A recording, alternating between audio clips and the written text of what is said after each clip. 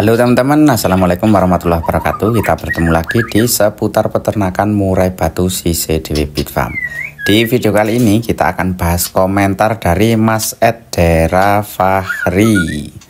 Pertanyaannya seperti ini teman-teman. Om, kalau salah satu indukan mabung, entah jantan atau betina, itu baiknya diambil yang mabung apa dibiarin dalam kandang ternak Om? Nah, kita akan bahas selengkapnya ya. Tentunya ada kekurangan dan juga ada kelebihannya. Jadi, ketika ada yang mabung seperti itu, apa yang harus kita lakukan? Simak videonya sampai selesai ya.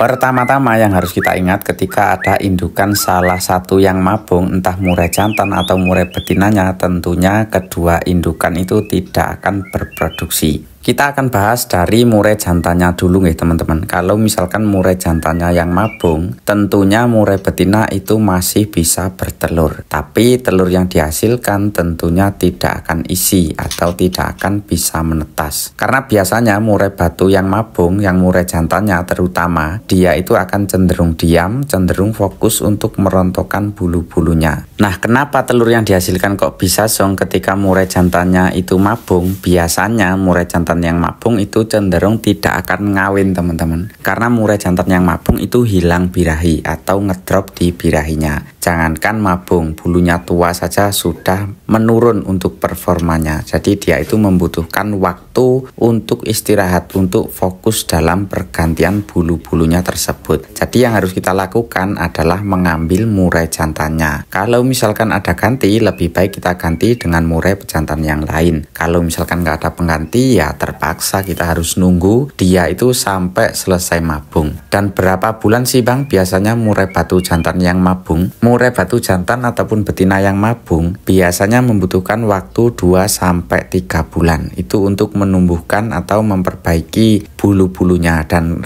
gen reproduksinya juga nanti akan lebih bagus lagi, akan pulih kembali lagi setelah dia mabung. Maka dari itu di saat mabung itu harus kita istirahatkan, harus kita fokuskan supaya dia itu cepat rontok, cepat selesai, supaya nanti nggak nunggu lama-lama, dia itu performanya sudah kembali lagi seperti semula. Terus kemudian apabila murai betinanya yang mabung itu baiknya kita ambil atau kita pisah Bang, atau kita biarkan di dalam kandang ternak. Apalagi untuk murai betina yang mabung ya tentunya harus kita ambil lah teman-teman, karena banyak sekali resiko ketika murai betina yang mabung kita biarkan di dalam kandang ternak. Resiko atau kekurangan yang pertama, biasanya murai betina itu tidak akan beraktivitas dan tidak akan berproduksi kalau misalkan murai betinanya yang mabung, karena dia juga membutuhkan waktu untuk beristirahat, fokus kepada pergantian bulunya.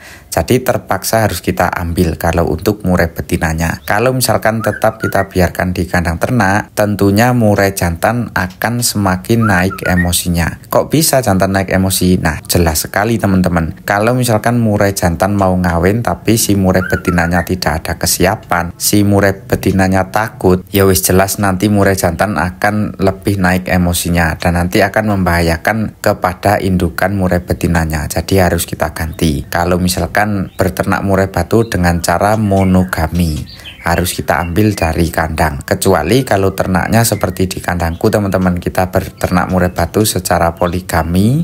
Jadi walaupun tidak kita ambil atau kita biarkan dalam kandang ternak, insya Allah itu akan aman karena murai betina itu sendirian. Tapi kalau kita berternak murai batu dengan cara monogami, ya wis pasti nanti akan banyak sekali resiko. Tentunya murai jantan akan semakin naik emosinya. Jadi ketika ada salah satu indukan murai batu yang mabung, entah jantan, entah murai betinanya, ya harus kita pisahkan atau harus kita ambil, kita cabut dari kandang ternak. Kalau misalkan kita biarkan di kandang ternak, dia itu juga akan percuma dan banyak sekali nanti resiko yang akan terjadi. Kalau misalkan ada pengganti, ya kita ganti. Kalau misalkan masih tidak ada penggantinya, ya kita sabar dulu, harus kita rawat dulu, harus kita maksimalkan dia itu fokus di pergantian bulu-bulunya. Dan untuk perawatannya jangan dibeda-bedakan ya teman-teman. Untuk murai betina ataupun jantan yang mabung itu perawatannya kalau bisa disamakan supaya nanti lebih cepat dan hasilnya juga maksimal. Untuk perawatannya utamakan dia itu fokus di pergantian bulunya, utamakan dia itu senyaman mungkin, dan EF itu harus kita jaga, kesehatan harus kita jaga. Kemudian dan untuk murai jantannya jangan lupa tetap dimasteri supaya murai jantan itu tetap bagus performanya. Semoga video yang singkat ini ada manfaatnya nggih teman-teman. Kira-kira kita enaknya bahas apa lagi nih di video yang akan datang atau video selanjutnya? Coba ketik di kolom komentar. Kita bertemu lagi di video selanjutnya. Apabila ada kesalahan saya mohon maaf. Saya Eri. Assalamualaikum warahmatullahi wabarakatuh.